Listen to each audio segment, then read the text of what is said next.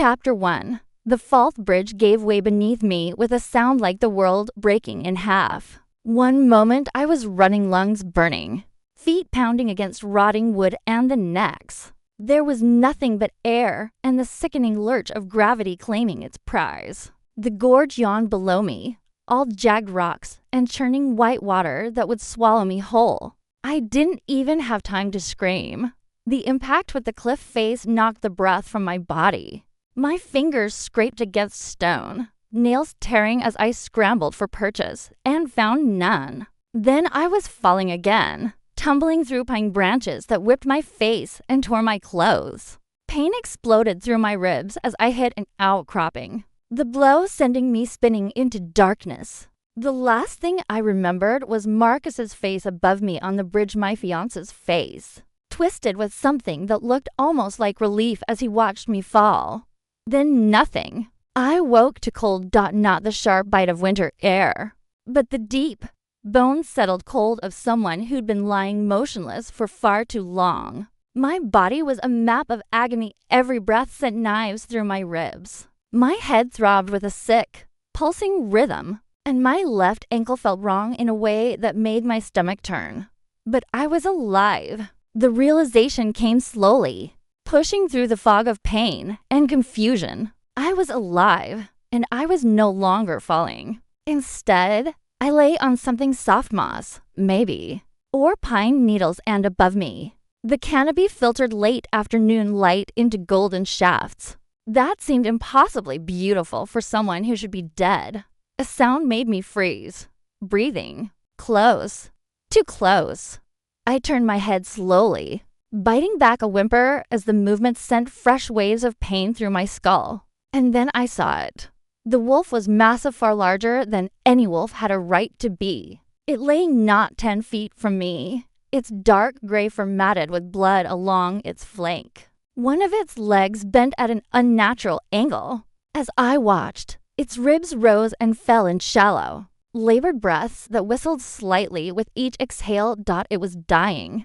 The thought came with certainty and an unexpected pang of grief. This creature, this beautiful, terrifying creature, had somehow ended up in this gorge just as I had. Perhaps it had fallen too. Perhaps the universe had a cruel sense of humor, throwing us both into the abyss on the same day. The wolf's eye opened. I should have been terrified. I should have screamed. Should have tried to drag my broken body away from a predator that could tear me apart, even in its wounded state. Instead, I found myself staring into an eye that was the color of amber in sunlight, an eye that held in intelligence so fierce and focused it stole what little breath I had left. "Hey," I whispered, my voice a ruined rasp. "It's okay. I won't hurt you." The absurdity of the statement, as if I could hurt anything in my current state, should have made me laugh. Instead, tears burned hot tracks down my dirt-smeared cheeks. The wolf watched me. Just watched, with that unblinking amber gaze that seemed to see straight through skin and bone to whatever pathetic soul still flickered inside me. He pushed me, I heard myself say, the words spilling out into the quiet space between us. My fiancé, Marcus. We were arguing about the wedding, about his family's demands, about how I never seemed to fit into their perfect world. I told him I wanted to postpone, to figure out if this was really what I wanted. And he looked at me like I was already dead. Then the Bridget was supposed to be stable. Everyone crosses it, but it wasn't. And he was standing right there. And I swear I saw him smile as I fell. The wolf made a sound, a low rumble that wasn't quite a growl. Its ears twitched, and for a wild moment, I could have sworn it was listening, really listening, in a way Marcus never had. Stupid, right? I continued, unable to stop now that I'd started, to talk to a dying wolf about my problems. But you're the first one who hasn't interrupted to tell me what I should do, or how I should feel, or how I'm being too emotional. So thanks for that, I guess. The sun was sinking lower now, the golden light fading to orange and then to a deep crimson that painted the gorge walls in shades of blood. Soon it would be dark. Soon it would be colder than it already was. and I couldn't move. My ankle was definitely broken, possibly my ribs too, and the pain in my head suggested a concussion at minimum. I was going to die here, in this gorge, with a wolf for company. The thought should have terrified me. Instead, I felt a strange sense of peace settling over my battered body like a blanket. At least here, no one was asking me to be someone I wasn't. At least here, there were no expectations to fail, no standards to fall short of. Number Marcus looking at me with that expression that said I would never quite be enough. I'm Sarah. By the way, I whispered to the wolf. Serafina, technically, but only my mother calls me that. Called me that. Past tense, since she passed 3 years ago. It's funny I thought losing her was the worst thing that could happen to me. Turned out I was wrong about a lot of things. The wolf's breathing had grown more labored, each inhale a visible struggle. I found myself wanting to reach out, to offer some comfort in these final moments we apparently shared. With agonizing slowness, I stretched my hand across the moss-covered ground, ignoring the screaming protests from my body. My fingers brushed the edge of the wolf's fur surprisingly soft despite being matted with blood and dirt. The effect was instantaneous. The wolf's eye snapped fully open, fixing on me with an intensity that made my breath catch. A shudder ran through its massive body, and for a heart-stopping moment, I was certain I'd made a fatal mistake. This was it. This was how I died, not from my injuries, but torn apart by a wounded predator I'd been foolish enough to touch. But the wolf didn't attack. Instead, it shifted just slightly, just enough to bring its head fractionally closer to my outstretched hand. And in that amber eye, I saw something that couldn't possibly be real. Recognition. As if this wolf knew me. As if we'd met before, in some other life, some other world. As if this moment, this impossible, broken moment at the bottom of a gorge with death creeping closer, was somehow exactly where we were both meant to be. Then darkness claimed me once more, and I fell into dreams of amber eyes and ancient forests and a voice that whispered a single word through the gathering shadows. Mine. Chapter 2. The stranger's cabin. I woke to warmth. Not the cold embrace of moss and stone, but genuine heat, the kind that came from crackling fire and wool blankets and walls. That kept the mountain wind at bay. My eyes fluttered open to exposed wooden beams above me, golden in the light of what had to be morning sun streaming through a nearby window. I wasn't in a gorge anymore. Panic seized my chest before pain could, and I tried to sit up. My body immediately reminded me why that was a terrible idea, sending sharp protests through every nerve ending. I fell back against the pillows with a gasp that turned into a groan.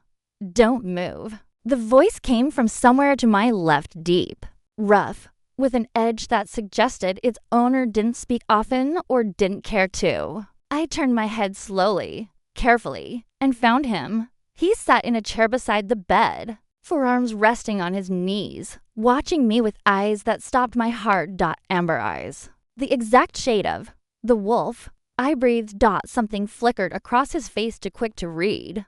Gone before I could process it. There was a wolf in the gorge. You were lying near it when I found you. His voice matched everything else about him. Rough-hewn, unpolished, direct. He was perhaps 30, with dark hair that fell just past his collar and a jawline sharp enough to cut. Scars traced pale lines across his knuckles, and his clothes, simple flannel and worn jeans, looked like they'd seen hard use. But it was his eyes that held me captive. Those impossible amber eyes that I'd seen before. I was certain of it. Where is it? I asked the wolf. Is it? Did it? Gone. He stood abruptly, moving to a wood stove in the corner where a kettle was beginning to whistle. I brought you up to days ago. You've been in and out of consciousness. Fever broke last night. To days. I'd lost to entire days. My ankle, splinted. 3 cracked ribs, wrapped, concussion. Various cuts and bruises. He poured water into a chipped mug, added something that smelled like herbs. You fell 60 feet. You're lucky to be alive. Lucky. I repeated, the word tasting bitter. Right. He turned, studying me with an intensity that made me feel pinned in place like a butterfly on display. You don't think you're lucky. I think luck would have been the bridge not collapsing in the first place. Bridges don't collapse on their own. That one had rotted support beams. Someone should have condemned it years ago. He crossed back to the bed, holding out the mug. Drink. It'll help with the pain. I took it carefully, our fingers brushing in the exchange. His skin was fever hot, almost burning. I pulled back instinctively, and he noticed, of course he noticed, but said nothing. Who are you? I asked. Kieran. He returned to his chair, that watchful stillness settling over him again. This is my land, my cabin. How did you find me? I was nearby. Heard the bridge collapse. There was something in the pause, something he wasn't saying. I sipped the tea bitter, but soothing, and studied him over the rim of the mug. Everything about him suggested control, from the precise way he moved to the careful modulation of his voice. But underneath, I sensed something else, something restless and barely contained, like a storm held back by sheer force of will. I'm Sarah, I offered. Serafina Winters. I know. Your ID was in your jacket pocket. Right. Of course. I looked down at myself, realizing for the first time that I was wearing clothes that weren't my own. An oversized flannel shirt that hung to my thighs, soft from countless washings. Did you? Your clothes were torn and bloody. These are clean. His tone suggested the topic was closed. You should eat something. You need your strength. He stood again, moving to a small kitchen area that occupied one corner of the single-room cabin. It was rustic, but surprisingly well-maintained. Books lined one wall. A rifle hung above the door, and animal pelts served as rugs on the wooden floor. The place felt lived in, but lonely, like its occupant had chosen isolation deliberately. Why are you helping me? I asked as he assembled something on a plate: bread, cheese, what looked like dried meat. You needed help. Most people would have called for rescue services. Nearest town is 40 miles. No cell service up here. By the time anyone arrived, you would have been dead. He brought the plate over, set it on the small table beside the bed. Eat. You could have driven me down. Could have. His eyes met mine, and again I felt that shock of recognition, like my soul knew something my mind hadn't caught up to yet. Didn't think you'd survive the journey? I wanted to push, to demand more explanation, but exhaustion was already pulling at me again. Whatever he'd put in the tea was working. The pain had dulled to a manageable throb, and my eyelids felt heavy. The wolf, I said again, fighting against the drowsiness. It had amber eyes. Just like Irest, Kieran's voice had gone soft, almost gentle. We can talk more when you're stronger, but please. The word was so unexpected, so raw, that I found myself obeying. I sank back into the pillows, letting my eyes close. But even as sleep claimed me, I felt his presence, that watchful, protective presence that had somehow become the only solid thing in my tilted world. And in my dreams, I was back in the gorge. But this time, the wolf wasn't dying. This time, it stood tall and strong, its amber eyes bright in the darkness. It moved toward me, and I wasn't afraid. Instead, I reached out, my hand sinking into its fur, and I felt a connection, deep and primal and utterly undeniable. Like a thread had been tied between us, binding something essential in my chest to something essential in this creature. Like we were to halves of a whole I hadn't known was broken. The wolf leaned into my touch, and I heard that voice again, the one from before, from the gorge. From the moment before darkness claimed me. Mine, it whispered. Always mine, even before the fall, even before you knew. I woke with tears on my cheeks and Kieran's hand wrapped carefully round my wrist. His thumb pressed to my pulse point as if checking I was still alive. His eyes were closed, his face etched with an expression I couldn't name, something between anguish and relief. And when his eyes opened, meeting mine in the gray light of early morning, I saw the truth written there as clearly as if he'd spoken it aloud. The wolf hadn't died in that gorge. It had saved me. And somehow, impossibly, the man and the beast were one. Chapter 3. Unspoken truth. Kieran released my wrist the moment he realized I was awake, pulling back as if my skin had burned him. He stood abruptly, the chair scraping against the wooden floor with a harsh sound that shattered the intimacy of the moment. "You were having a nightmare," he said, his back to me as he moved toward the window. Your heart rate spiked. "How could you tell?" I stopped, the question dying on my lips. How could anyone tell someone's heart rate just by touching their wrist for a few seconds? Unless they had practiced it extensively. Unless they could hear things others couldn't. Unless they weren't entirely human. The thought should have terrified me. Instead, it settled into place like a puzzle piece I'd been searching for, making sense of things that shouldn't make sense. His isolation, his intensity, the way he moved with a predator's grace. Those impossible amber eyes. It wasn't a nightmare, I said quietly. It was a memory of the gorge, of the wolf. His shoulders tensed, the muscles visible even through his flannel shirt. "You should forget about the wolf."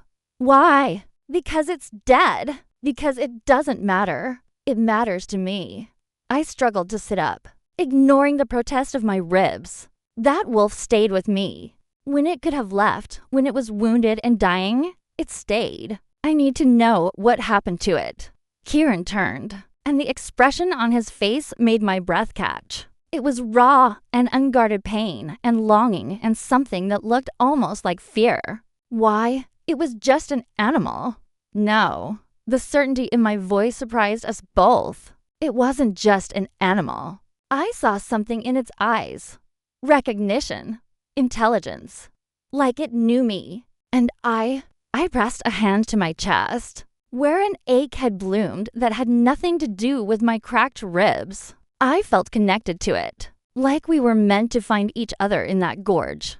"You were dying. Your mind was creating comfort where there was none. Then explain how I'm here." I gestured round the cabin. "You said you heard the bridge collapse, but the gorge is deep, hidden by trees. You'd have to have been right there to hear it. Right there to find me before I died of exposure." His jaw clenched. "I was hunting nearby. For what? Does it matter?" "Yes." I met his eyes, refusing to look away even though every instinct screamed that I was challenging something dangerous. "Because I think you're lying. I think you were in that gorge. I think you were the wolf." The silence that followed was so absolute I could hear my own heartbeat, the crackle of the fire, the wind moving through the pines outside. Kieran stood frozen, every line of his body taut with tension. "You hit your head," he finally said, his voice carefully controlled. "Concussions can cause confusion. False memories. My memories aren't false." I pushed the blankets aside, swinging my legs over the edge of the bed despite the immediate spike of pain. And I'm not confused. I know what I saw, what I felt. "Sierra, don't." But I was already standing, putting weight on my good leg, reaching for the back of the chair to steady myself. The room swayed dangerously, and suddenly Kieran was there, his hands on my arms, holding me upright with a gentleness that contradicted the strength I could feel coiled in his grip. "You're going to hurt yourself," he said, and his voice had gone rough again, almost desperate. "Then tell me the truth." I looked up at him. He was taller than I'd realized, and standing this close, I could feel the heat radiating from his body like a furnace. "Please. I need to know I'm not crazy. I need to know that connection I felt was real." Something in his expression cracked. For a moment, I saw past the careful control to the man underneath, lonely, burdened, aching with a need he'd clearly denied himself for far too long. "You should be afraid of me," he whispered. "I'm not. You should be." His hands tightened on my arms, not painfully, but enough that I felt the barely leashed power in them. "If you knew what I was, what I'm capable of." "I don't care what you're capable of. I care that you saved me." My voice broke on the words. "I care that when I was dying, When I was alone and broken and ready to give up, something chose to stay with me. Someone chose to stay with me.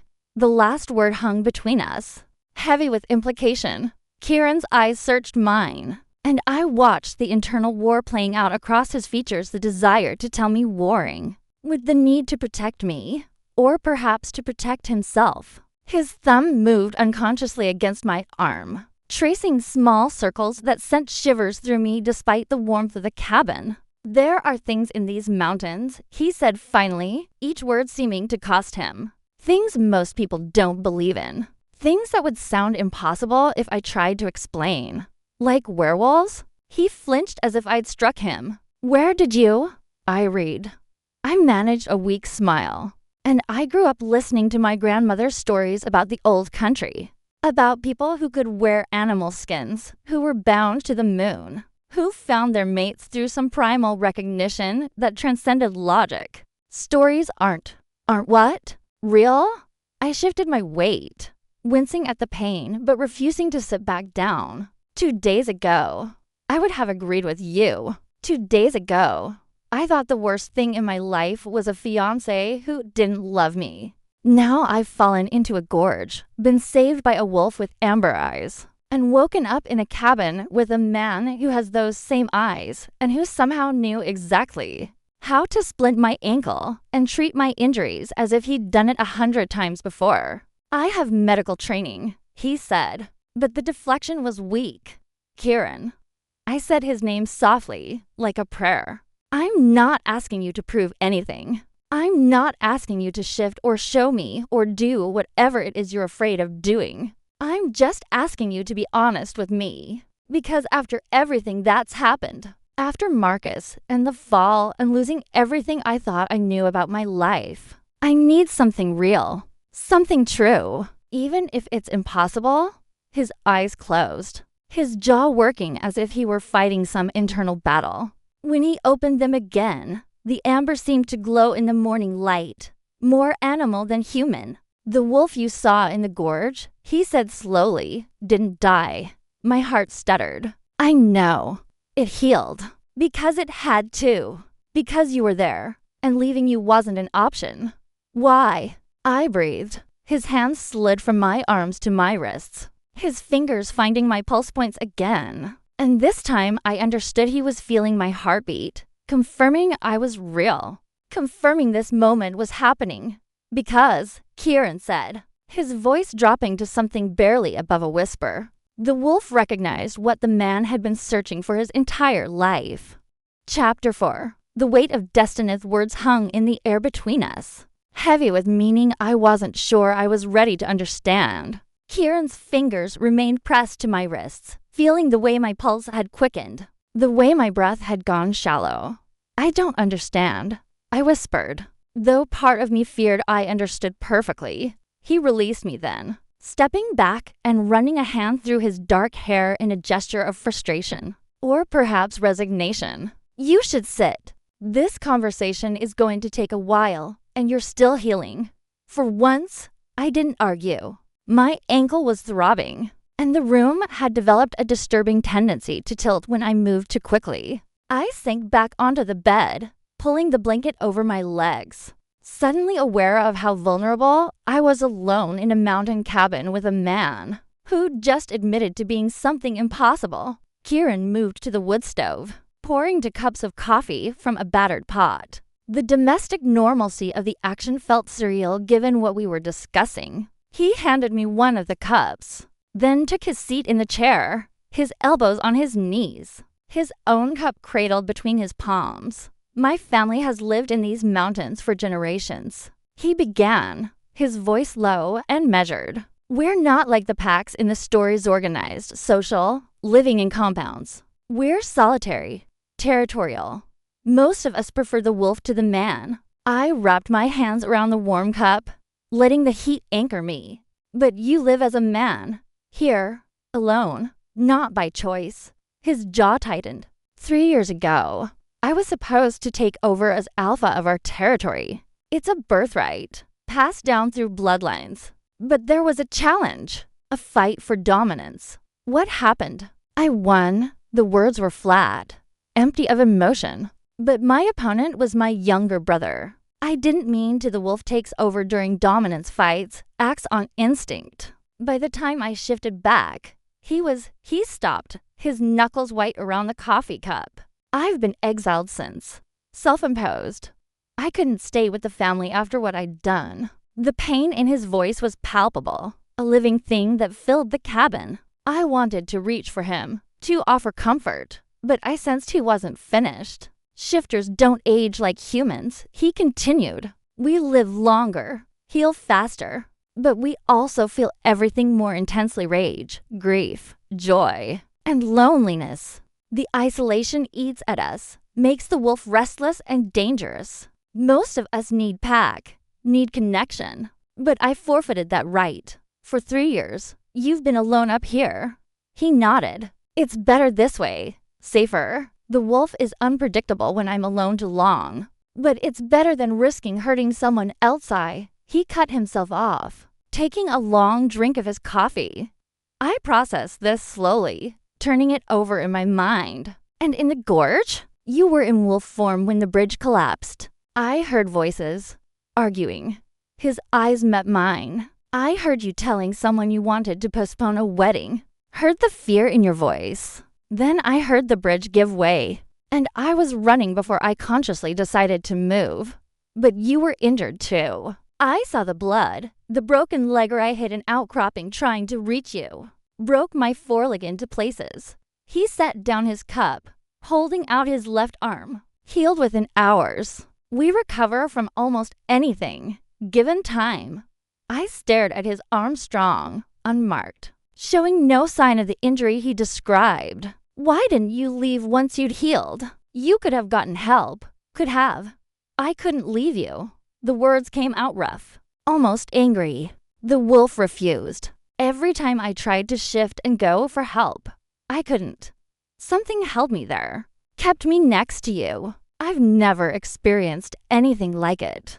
What do you think it was? Kieran stood, pacing to the window, his broad shoulders silhouetted against the morning light. When he spoke again, his voice was barely audible. There's a concept among shifters, a bond that forms between souls. It's rare most of us live our entire lives without experiencing it. But when it happens, it's absolute, undeniable.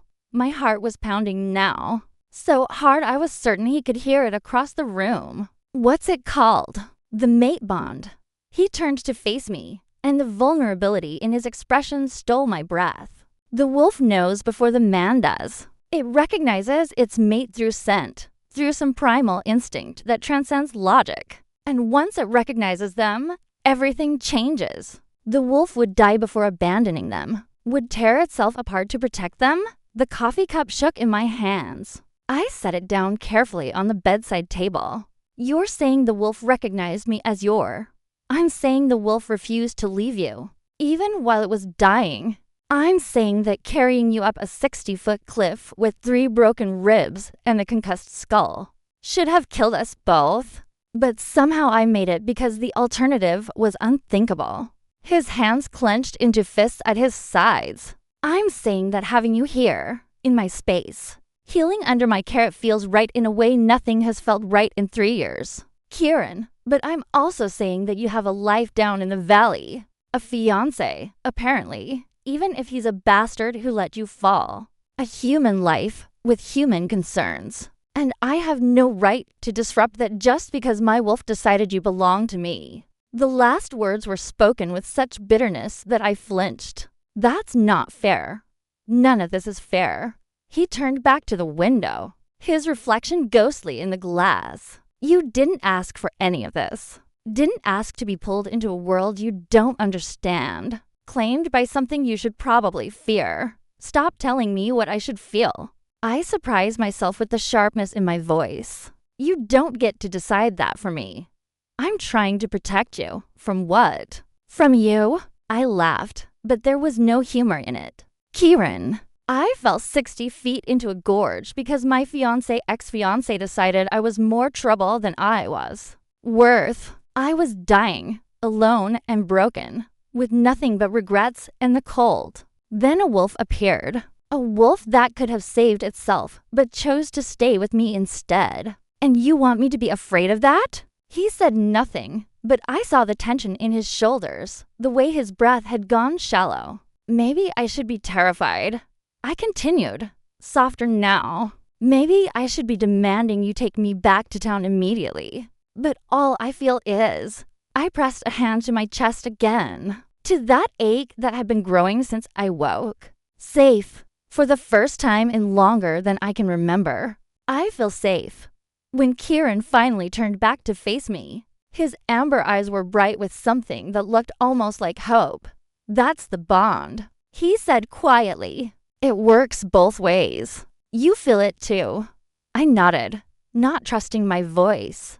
Sierra, I need you to understand something. He crossed the room, kneeling beside the bed so we were eye level. If you accept this, if you choose to explore what this is between us, there's no going back. The bond will only grow stronger. And my world, it's dangerous. There are others who wouldn't accept a human mate, who would see you as a weakness to exploit.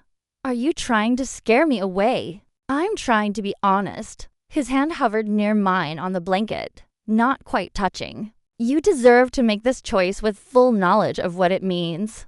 I looked at his hand strong, scarred, trembling slightly with the effort of holding back. Then I covered it with my own, feeling that now familiar heat, that electric connection that sank through my veins.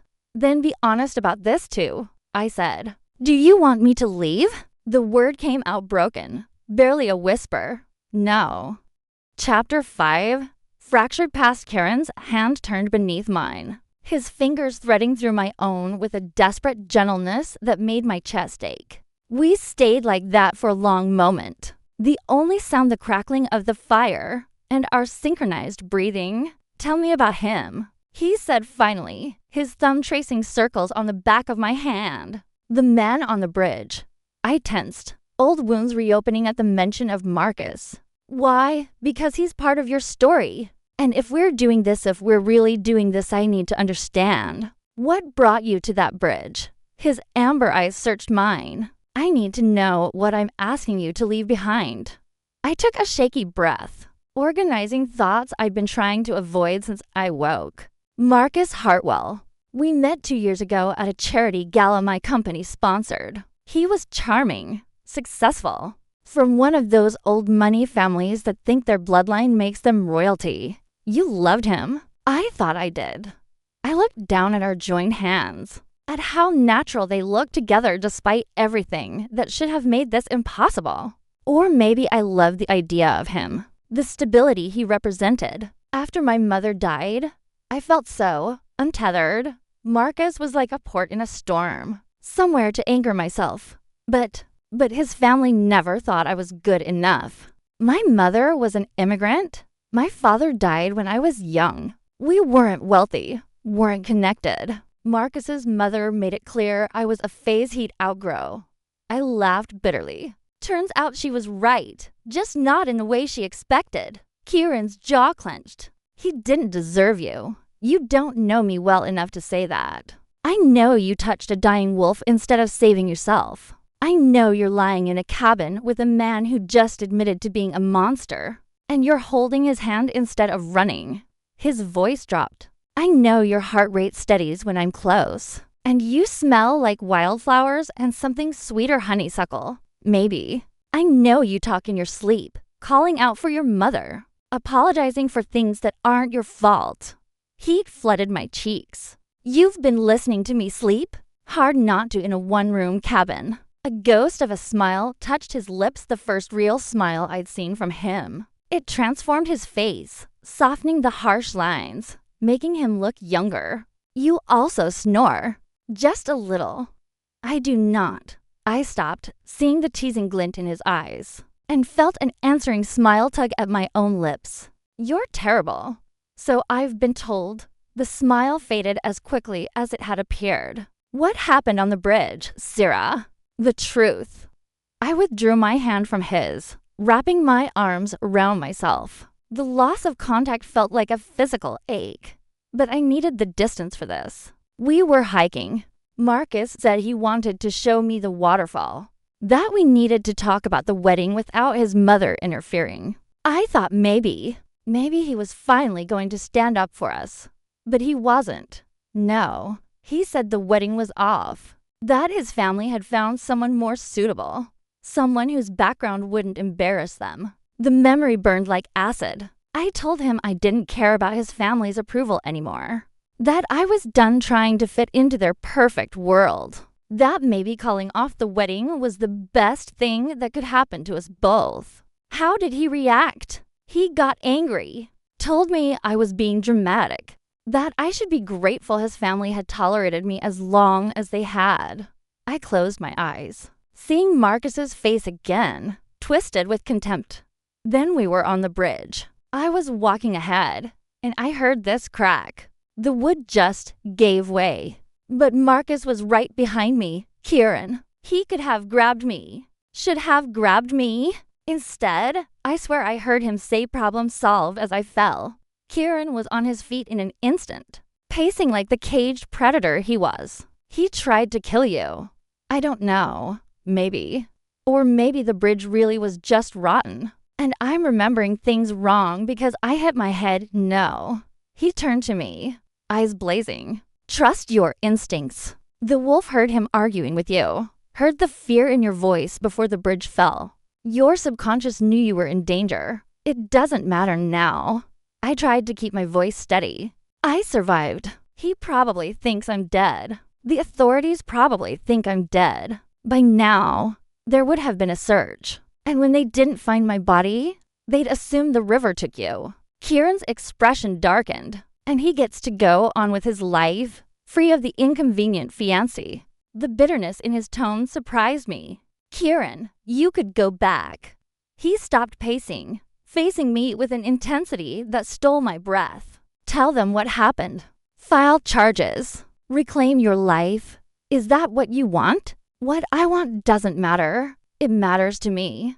I struggled to my feet again, ignoring the pain, needing to close the distance between us. You said the bond works both ways. So tell me, what do you want? He watched me hobble toward him, every muscle taut with the effort of holding himself back. When I was close enough to touch, he finally spoke. I want to hunt him down and make him pay for putting his hands on you, for making you think you weren't enough. When you're... He stopped, his hands clenching into fists. I want to keep you here, safe, where nothing can hurt you. I want to learn every scar, every story, every fear and dream you've ever had. Then why are you pushing me away? Because I'm selfish enough to want all of that, Syrah. Because the wolf in me is already planning how to make sure you never leave. And that should terrify you. I reached up, my hand trembling as I placed it against his chest. His heart thundered beneath my palm, racing as fast as my own. What if it doesn't? What if the idea of staying here, with you, is the first thing that's felt right in yours? You're still healing. The bond, the trauma, it's all confusing. Stop making excuses for me. I moved my hand up to his jaw, feeling the scratch of stubble against my palm. The way he shuddered at my touch. I'm not a child, Kieran. I'm not some damsel who needs you to make decisions for her. If I'm going to choose this, choose you, then let it be my choice. His hand came up to cover mine, pressing it more firmly against his face. You don't know what you're asking. Then show me. The words came out as barely a whisper. Show me what it means to be yours.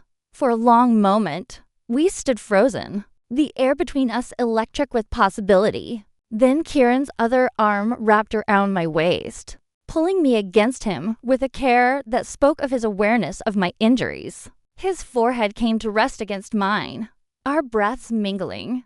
If I do this, he said, his voice rough with emotion, if I let myself have this, have you, I won't be able to let you go. The bond will solidify, and you'll be tied to me in ways that go beyond human understanding. Is that really what you want? To belong to a monster living in exile? I thought of Marcus and his perfect family, of the life I'd been trying to force myself into like a puzzle piece that didn't quite fit.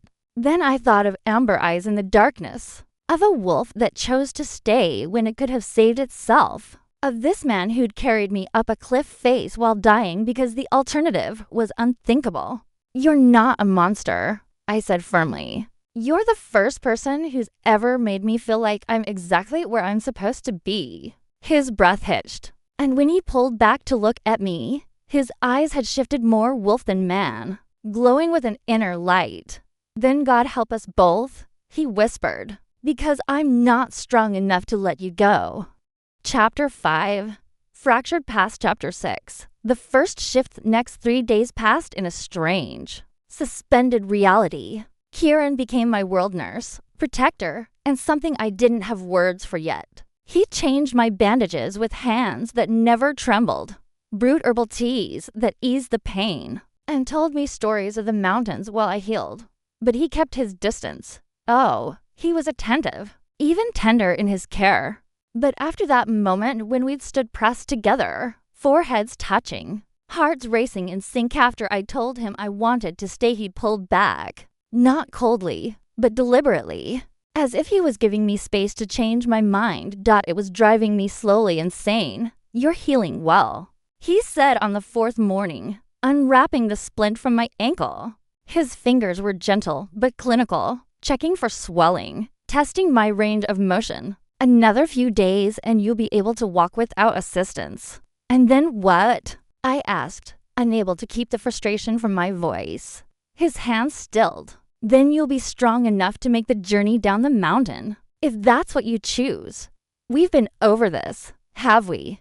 His amber eyes met mine, and I saw the war raging behind them. Because accepting this bond in theory and actually living it are very different things, Sierra. You've been confined to this cabin, dependent on me. That's not real choice. That's Stockholm Syndrome. I grabbed his wrist before he could pull away. Don't patronize me. And don't use psychology terms you clearly don't believe in to justify keeping me at arm's length. I'm trying to do the right thing. The right thing for whom? Me. Or your guilty conscience. I tightened my grip. You think because you hurt your brother, you don't deserve this. Deserve me. But that's not how any of this works, Kieran.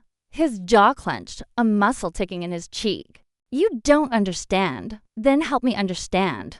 I softened my tone, my thumb moving against his pulse point the way he'd done to me. You've told me about the bond, about what I should fear.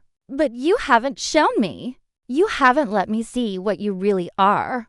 Fear flickered across his face. Sierra, I need to see it. The wolf? My heart was pounding, but I kept my voice steady. How can I make an informed choice if I've only seen half of who you are? It's not safe. The wolf is unpredictable when I'm emotional and around you.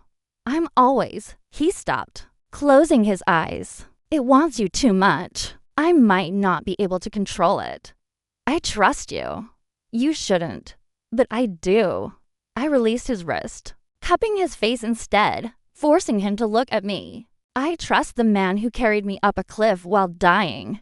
I trust the wolf that stayed with me in the gorge. Show me, Kieran, please.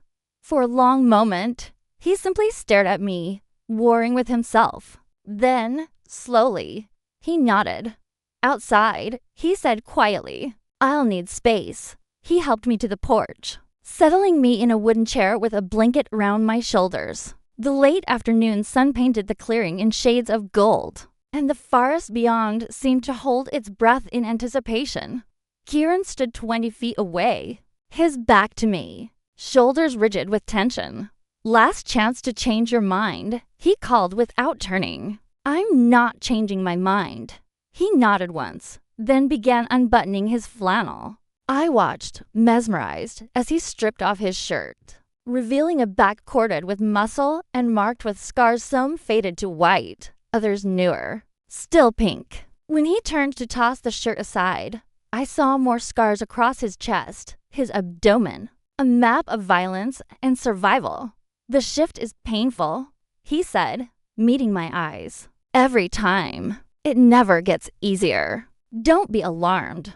Then his body began to change.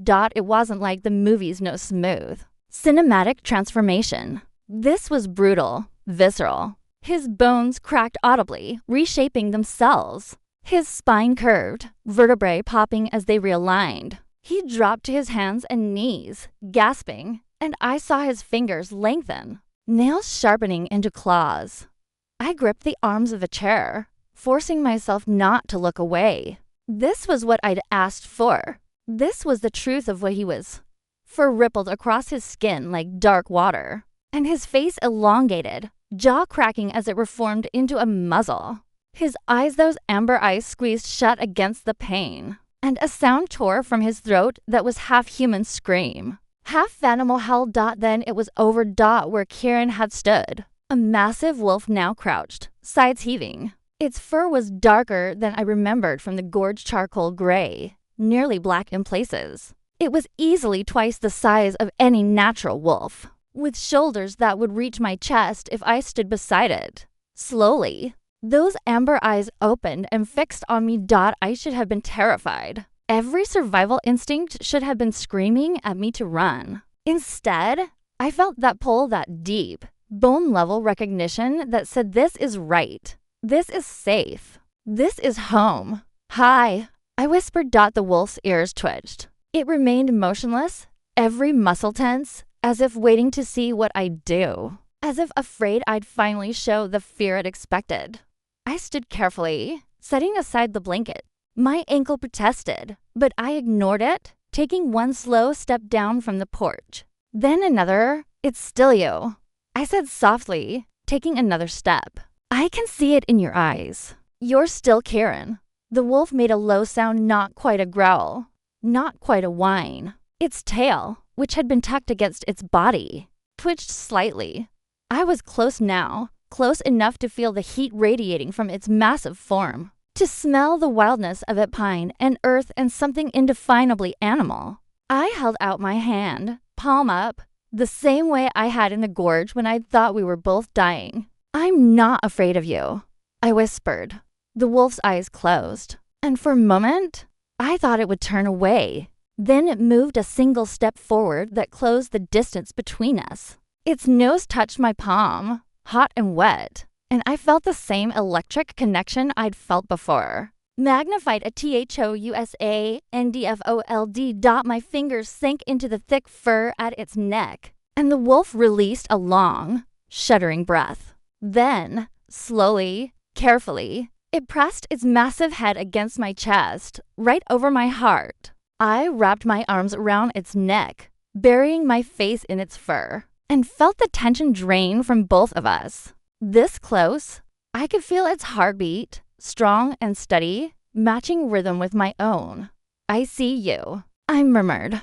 Both of you. And I'm not going anywhere. The wolf made that sound again, something between a whimper and a sigh. Its weight pressed more firmly against me, and I staggered slightly, but it adjusted immediately, supporting me rather than knocking me over. We stood like that for a long time, woman and wolf, two broken souls finding wholeness in each other's arms. The sun sank lower, painting the clearing in crimson and gold, and the forest around us seemed to exhale, as if even the trees had been holding their breath. When the wolf finally pulled back, its amber eyes were bright with something that looked almost like tears. Then it turned and loped toward the tree line, disappearing into the shadows. I understood. The shift back would be just as brutal as the first, and he didn't want me to see that vulnerability. Not yet.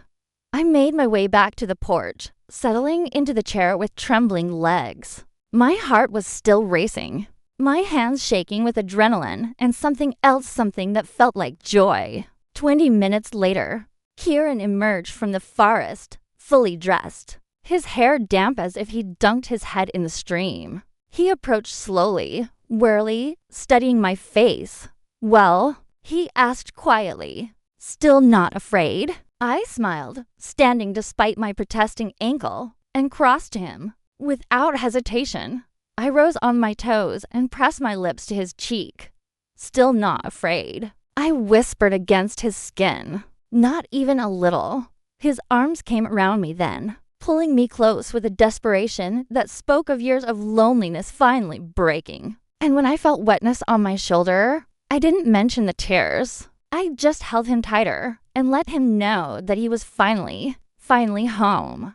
Chapter 7. Shadows from the past at night. Everything changed. Kieran made dinner venison stew that had been simmering all day, and we ate in comfortable silence, stealing glances at each other across the small wooden table. The air between us felt different now, charged with possibility. No more pretending. No more holding back. "Tell me about your family," I said as he cleared the dishes. "Your real family." Before the exile, his hands paused over the sink. For a moment, I thought he'd refuse, but then he sighed and returned to the table, settling into his chair with a weariness that spoke of old pain. My father was alpha before me. Strong, fair, respected by the other territorial packs. Kieran's fingers traced patterns on the worn wood. He raised my brother Demon and me to understand that strength wasn't just about dominance. It was about protecting those weaker than ourselves, about honoring the bond between man and beast. You loved him. I did. He died when I was 25. Heart gave out during a shift. It happens sometimes with the older ones. The transition becomes too much for the human body. His jaw tightened. Demon was only 22, too young to take over as alpha by pack law. So it fell to me, but Demon wanted it, more than wanted. He needed it. He'd always been the wild one, more wolf than man. Father's death hit him hard, and he blamed me for surviving when father didn't, for taking the position he thought should be his. Kieran's eyes grew distant. He challenged me 6 months after father's funeral. Said I was too cautious, too human, that I'd make the pack weak. I reached across the table, covering his hand with mine. What happened? Pack law is absolute. When challenged, you fight. You fight until one submits or he swallowed hard. I tried to hold back, tried to force a submission without serious injury. But Demon was beyond reason. He kept coming, kept pushing. And the wolf my wolf finally took over completely. "Kieran," I tore out his throat. The words were flat, empty. Not enough to kill him. Shifters can survive almost anything, but enough to end the fight. Enough to scar him permanently. He shifted back human, and the wound. It didn't heal right. His voice was ruined. He couldn't speak above a whisper after that. Tears stung my eyes. "It wasn't your fault. You were following pack law. He was my brother." Kieran's voice cracked. I was supposed to protect him, and instead I maimed him. The pack sided with me, said I'd shown mercy by not killing him. But Demon looked at me with such hatred, such betrayal. I couldn't stay, couldn't lead them knowing what I'd done. "So you came here." "So I came here." He turned his hand over, threading his fingers through mine. "I built this cabin. Claimed this territory as my own. The pack sends supplies, sometimes leaves them at the boundary line. But I haven't seen any of them in 3 years. Haven't shifted in front of another living soul until today." The weight of his isolation settled over me like a physical thing. 3 years alone, punishing himself for an act of survival. Denying himself the connection every shifter needed. No wonder the wolf had clung to me in that gorge. I was the first real contact he'd had in years. "Where's Demon now?" I asked softly. "Still with the pack, I assume. Someone else would have taken over as alpha, probably Marcus Greywater, my father's second." He hesitated. "Why? Because if we're going to really do this, we need to face what happened. You can't spend the rest of your life in exile because of one fight that got out of hand. Syrah, you don't understand pack politics. Then teach me." I squeezed his hand. "I'm choosing this world, Kieran. Your world. That means learning how to navigate it. And it means not letting you sacrifice yourself on the altar of guilt, when there might be another way." Something flickered in his eyes, hope, quickly suppressed. Even if Demon could forgive me, which he can't, the pack wouldn't accept a human mate. It's not forbidden exactly, but it's complicated. The bloodline matters. Purity matters. "Sounds like Marcus's family," I said dryly. Funny how monsters come in all forms. That surprised a laugh out of Himruff and Rusty. But genuine. You're not wrong. We fell silent, his thumb tracing circles on the back of my hand. Outside, the wind had picked up, carrying the scent of approaching rain. I felt it in my bones, this storm coming. Not just the weather, but something bigger, something inevitable. Kieran, I said quietly, I need you to promise me something. What? Whatever happens with your pack, with Marcus, with any of this, don't shut me out. Don't try to protect me by pushing me away. I met his eyes. I've spent too much of my life being treated like I'm too fragile to handle the truth. I need a partner, not a protector. His expression softened, and he brought my hand to his lips, pressing a kiss to my knuckles. You're stronger than you know. I'm stronger than you give me credit for. I corrected. There's a difference. Fair enough. He stood, tugging me gently to my feet. Come on. You should rest. Tomorrow we'll start working on getting you mobile again. But as he helped me toward the bed, a sound froze us both, howling. Distant but unmistakable. Multiple voices, harmonizing in a way that sent shivers down my spine. Kieran's entire body went rigid. No. What is it? The pack. His voice had gone flat. Dangerous. They're on my territory. My heart stuttered. Why would they? I don't know. He released me, moving to the window with fluid grace. But they're close. Too close. And they're hunting something. The howling came again. Closer now. I could hear the individual voices, at least 5, maybe more. And underneath it, another sound, fainter. Human. Screaming. There's someone out there. I breathed. Someone human. Kieran cursed viciously. Hikers. They must have wandered onto pack land. He was already moving, grabbing his jacket, checking the rifle above the door. Stay here. Lock the door behind me. Don't open it for anyone but me. Wait. I caught his arm. You're going alone. Against your entire pack? I don't have a choice. If they kill a human on my territory, it'll bring authorities swarming. Everything Father built, everything the pack has worked to protect, it'll be destroyed. Then I'm coming with you. Absolutely not. They're hunting a human, Kieran. Maybe I can help. Maybe another human voice will make them hesitate. I grabbed my jacket from where it hung by the door. Besides, you're not the only one who gets to play hero. He looked like he wanted to argue. But another scream split the night, terrified, desperate. Closer. Stay behind me, he growled. And if I tell you to run, you run. Understand? I nodded, though we both knew I was lying. He grabbed a flashlight and threw open the door. The night air hit us, cold and electric with ozone from the approaching storm. The howling had stopped, which was somehow worse than the noise. Silence meant they'd cornered their prey. Kieran shifted seamlessly, his body flowing from man to wolf in seconds. This time I saw the beauty in it, the way the two forms merged. The way he embraced both halves of himself. He looked back at me once, amber eyes glowing in the darkness, then took off into the trees. I followed as quickly as my healing ankle would allow, using the flashlight to navigate the treacherous terrain. My heart hammered against my ribs. Whatever was coming, whatever we were about to face, it would change everything. The scream came again, cutting through the forest like a blade. And this time, I recognized the voice. Oh God, I whispered, stumbling forward. That's Marcus. Chapter 8.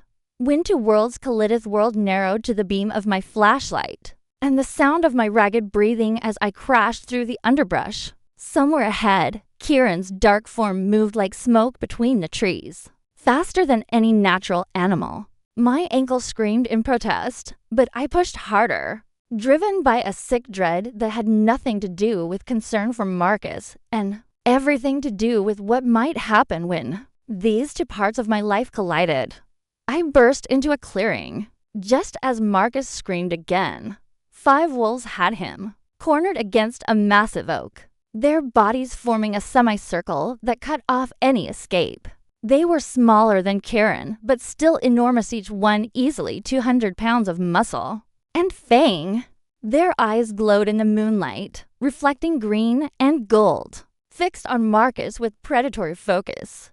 He was alive but terrified, his expensive hiking gear torn, blood streaming from scratches on his face and arms. When he saw me stumble into the clearing, his expression shifted from terror to disbelief. "Sierra." His voice cracked. "You're alive." Before I could respond, Kieran exploded from the tree line. He was magnificent and terrifying, larger than the other wolves. His dark for bristling, lips pulled back to reveal fangs that gleamed white in the moonlight. He placed himself between Marcus and the pack, a growl rumbling from his chest that I felt in my bones. The other wolves froze, one of them slightly smaller, with gray-white fur shifted. The transformation was quicker than Kieran's had been, practiced and efficient. A woman emerged, tall and lean, with silver hair pulled back in a braid. She was naked but utterly unself-conscious, wearing her nudity like armor. "Kieran." Her voice was cold, measured. "You have no authority here. Stand down." Kieran didn't move, his growl deepening. He trespassed on pack land. The woman continued. "He's seen too much. You know the law. He's human." I stepped forward, my voice shaking but determined. "You can't just kill someone for getting lost." The woman's gaze snapped to me, her nostrils flaring. "And who are you to speak of our laws?" "She's mine." Kieran's voice came from behind me, rough and human. I turned to find him standing upright, partially shifted, still more wolf than man. His face elongated, fur covering most of his body. It was unsettling, wrong in a way that made my hindbrain scream. My mate, under my protection. Shocked silence blanketed the clearing. The silver-haired woman's eyes widened. "Your mate? A human?" She laughed, but there was no humor in it. 3 years of exile, and this is what you choose? Your father would be ashamed. My father understood that the mate bond transcends pack law. Kieran's voice was steadier now, more human. "And unless the council has changed the old ways, my claim stands." "Your claim?" Another wolf shifted, this one male, stocky and scarred. "You abandoned your claim to anything the day you fled like a coward." "I exiled myself to protect the pack. You exiled yourself. Because you couldn't face what you'd done." A third wolf shifted, and my heart stopped. The man was Kieran's mirror image, but younger, leaner. And when he spoke, his voice came out in a ruined whisper that sent chills down my spine. A jagged scar ran from his jaw down his neck, disappearing beneath his collarbone. Demon. Double quotes. "Hello. Brother?" he rasped. "Found yourself a pet?" Kieran's partial shift completed, leaving him standing fully human beside me. His hand found mine, squeezing hard enough to hurt. "She's not a pet. She's my mate, Demon." The bond recognized her. How convenient. Demon's amber eyes so like Kieran's, yet so different, flicked to me with open contempt. The exiled alpha finds his mate just when he needs an excuse to come back. "Tell me, does she know what you are? What you're capable of?" "She knows everything." "Does she?" Demon moved closer, circling us with predatory grace. "Does she know that our kind mate for life? That once the bond is complete, she'll be bound to you in ways that will make her human marriage vows look like playground promises? That if you die, she'll likely follow within days, her body giving up because half her soul is gone?" Ice flooded my veins. Kieran's hand tightened further on mine. "Does she know?" Demon continued, his whisper somehow carrying across the clearing. "That some of the pack will see her as an abomination? That her children, if she can even bear shifter children, which is rare, will be weaker than purebloods? That she's condemning her bloodline to second-class status?" "Enough." The silver-haired woman's voice cracked like a whip. "Demon, you overstep. Do I, Elena? Or am I the only one willing to speak the truth?" Demon stopped directly in front of me, close enough that I could see the hatred burning in his eyes. "Tell me, human, did my brother mention that he destroyed our family? That he took everything from me, my voice, my position, my future, because I dared to challenge his authority?" He told me. I forced the words out, refusing to look away. He told me what happened, and he's carried that guilt every day since. Guilt. Demon laughed, the sound like broken glass. Is that what you think this is? He doesn't feel guilt. He feels inconvenience. I was in his way, so he removed me. Just like he'll remove anyone who threatens what he wants. That's not true. Kieran started, isn't it? Demon's scarred hand shot out, gripping Kieran's throat. You took my voice, brother. The least you can do is let me finish speaking. The other wolves tensed, but no one moved to intervene. This was between brothers, and pack law apparently demanded they let it play out. The human behind us saw us shift. Demon continued, his whisper venomous. Pack law says he dies or turns. There is no third option. So what will it be, Alpha? Will you kill him to protect our secret? Or will you break pack law again and prove you're not fit to lead? I looked back at Marcus, who'd been watching this exchange with growing horror. His face had gone sheet white, his eyes wild with panic. Syrah, he gasped. What the hell is happening? What are they? Before I could answer, Kieran spoke. There's a third option.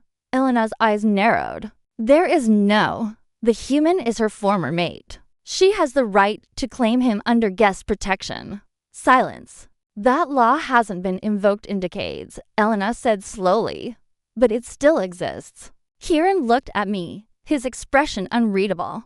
If Syrah claims Marcus as a protected guest, pack law says he leaves unharmed and memory-bound, which will ensure he remembers nothing of this night. You would trust witch magic. Demon's laugh was cruel. It fails one time in 20. And if it fails, we're all exposed.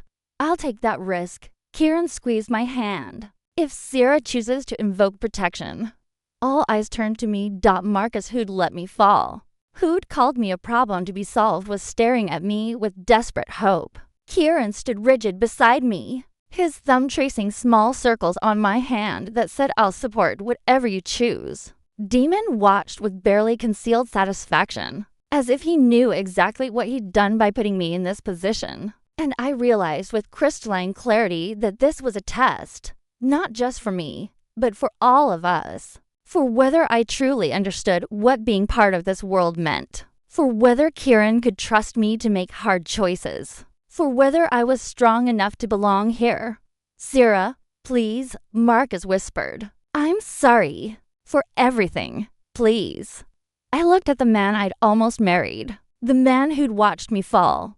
Then I looked at Kieran, scarred, wounded, carrying the weight of his past like chains. My mate, my choice, my future. Marcus doesn't get protection, I said clearly. Kieran's hand spasmed in mine. Syrah, but he doesn't die either. I turned to Elena, straightening my spine despite my injuries. I claim him under blood debt. The wolves stirred, muttering among themselves. Bold, Elena said quietly. Do you even know what that means? It means his life is mine. Any harm that comes to him, I answer for. Any debt he owes, I pay. I met her gaze steadily, and it means he leaves here alive, memory-bound, and doesn't die by pack law. It also means, Demon said with dark satisfaction, that if he talks, if the magic fails, you face execution. Not him. You. I understand. Syrah, no. Kieran started. I won't let you kill someone, I said firmly, even someone who hurt me. That's not who I am. And if you want me in your world, you need to accept that I bring my values with me. Chapter 9. Blood oath and revelation silence that followed my declaration. Stretched tight as a bowstring. Kieran's hand trembled in mine, caught between pride and terror. Elena studied me with new interest. Her head tilted like a predator assessing potential prey or perhaps an equal. You understand what you're offering? Elena's voice had softened slightly. A blood debt is binding. If he speaks, if the memory magic fails, your life is forfeit. No trial, no appeal, just execution. I understand. And you'd do this for a man who tried to kill you? The question hung in the air. Marcus made a strangled sound, but I didn't look at him. I kept my eyes locked on Elena's, refusing to show weakness. I'm not doing it for him. I said clearly, I'm doing it because I won't start my new life by condoning murder, even justified murder. That's not the person I want to be in this world. Something shifted in Elena's expression respect. Perhaps. She glanced at Kieran. Your mate has steel in her spine. That's unexpected. You don't know her, Kieran said quietly, his voice rough with emotion. No, but I'm beginning to. Elena turned to the other wolves, who'd been watching the exchange with varying degrees of skepticism and interest. The human invoked blood debt, ancient law. Do any here challenge her right? The stocky male shifted his weight. She's not Pack. She has no right to invoke. She's claimed as mate by a bloodline alpha, Elena interrupted. That gives her standing under the old laws, whether we like it or not. Her gaze swept the circle. Anyone else? Demon stepped forward, his scarred throat working as he forced words out. I challenge. Kieran went rigid beside me. Demon, don't. She wants to play by Pack law. Finer Demon's whisper carried venom. But blood debt requires blood oath. She has to bind herself to the Pack through the old rite. And if she survives that oath, then I'll accept her claim. The rite hasn't been used in 50 years. Elena said sharply, it's dangerous for shifters. For a human, it could be fatal. Then she's not strong enough to be here. Demon smiled, showing too many teeth. Let her prove herself, or let her go back to her human world and leave my brother to his exile. I felt Kieran's whole body vibrating with barely controlled rage. You're doing this because of me. Don't punish her for. I'm doing this because Pack law demands it. Demon's eyes never left mine. She wants to invoke ancient rites. Then she faces ancient tests. Unless she's too afraid? The challenge was obvious. Refuse, and I'd lose any claim to respect or standing. Accept, and I might die in whatever this rite entailed. Demon had backed me into a corner as neatly as the Pack had cornered Marcus. What does the rite involve? I asked, keeping my voice steady. Syrah? No. Kieran started. I need to know. Elena sighed. The blood oath requires you to share blood with the Pack Alpha in this case, Marcus Greywater, our current leader. The Alpha's blood carries the Pack's essence. For shifters, it creates an unbreakable bond of loyalty. For humans, she paused. The Pack essence is aggressive, foreign. Most human bodies reject it violently. At best, you'll be sick for days. At worst, your system will shut down trying to fight off what it perceives as an infection. And if I survive, then you're bound to the Pack. Not as a shifter, you'll never be that, but as Pack sworn. Your word becomes law-binding. Your debts become ours, and your protection of the human will be unbreakable. I looked at Marcus, who'd been listening with growing horror. You're insane, he breathed. Syrah, don't do this. Just let them do whatever they're going to do. You don't owe me anything, especially not your life. It was, perhaps, the first completely honest thing he'd ever said to me. He's right, Kieran said, turning me to face him. His hands cupped my face, forcing me to meet his desperate gaze. Syrah, please. We'll find another way. We can go somewhere the Pack can't follow. Start over. But don't do this. I can't lose you. Not now. Not when I've just found you. And if we run, you're exiled forever. From your family, your territory, everything you've ever known. I covered his hands with mine. I won't be the reason you lose that. Not when there's another option. This isn't an option. It's suicide. Maybe. Or maybe I'm stronger than everyone thinks. I managed a smile. Seems to be a recurring theme in my life. Syrah. I'm doing this, Kieran, not because I'm brave or noble or trying to prove something, but because if I'm going to be your mate, I need to be able to live with myself. And I can't do that if someone dies because I was too afraid to take a risk. His eyes shimmered with unched tears. You're the bravest person I've ever met, and the most stubborn. Good thing you're stuck with me then. He pulled me against his chest, his arms wrapping round me with desperate strength. "If anything happens to you," he whispered into my hair, "I won't survive it. The bond is already too strong. You've become essential." "Then I guess I better not die." I pulled back, looking up at him. "Trust me. Trust that I can do this." For a long moment, he just stared at me. Then, slowly, he nodded. Elena had been watching this exchange with an unreadable expression. "If you're certain, we'll need to summon Marcus Greywater. He's waiting at the boundary line." "You knew this would happen," Kieran accused. "You planned this." "We planned for multiple scenarios," Elena admitted, "including the possibility that you found a mate and would want to return. Marcus wants to assess the situation himself before making any decisions about your status." A whistle split the night high and carrying. Moments later, another wolf emerged from the tree line. This one was massive, easily larger than Kieran, with fur the color of storm clouds. It moved with the absolute confidence of an apex predator, and when its eyes went amber, one pale blue fixed on me, I felt the weight of true alpha power for the first time. The shift was seamless, practiced. The man who emerged was perhaps 60, weathered and scarred, with silver threading through dark hair. He radiated authority like heat from a forge. Kieran. His voice was deep, gravelly. "It's been too long." "Marcus." Kieran inclined his head respectfully. "I didn't expect. Your brother informed me you found a mate. A human mate invoking blood debt." Those mismatched eyes turned to me, assessing. "That's either incredibly brave or incredibly foolish." "Both, probably," I said before I could stop myself. That surprised a laugh out of him, genuine and warm. "I like her already." "What's your name, girl?" "Serafina Winters." "Sierra." "Well, Sierra, you've created quite the situation." He moved closer, circling me the way Demon had, but without the malice. "You understand what you're asking. Blood oath isn't just ceremony. It changes you, bonds you to us in ways that can't be undone." "I understand. And you still choose this? Knowing it might kill you?"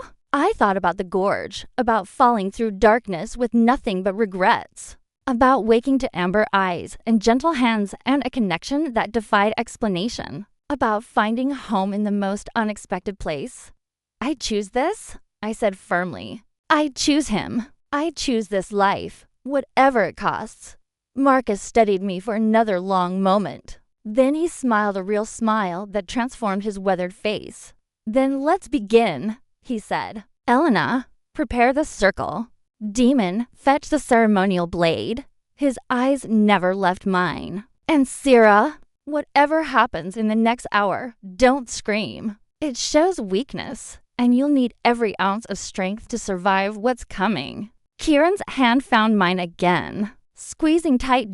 And as the pack began to move, forming a circle around us under the cold light of the moon, I realized with crystalline clarity that I was about to cross a threshold from which there was no return. Whatever happened next would either forge me into something new or destroy me completely. But looking at Kieran's face, seeing the love and terror and desperate hope written there, I knew with absolute certainty that I'd made the right choice.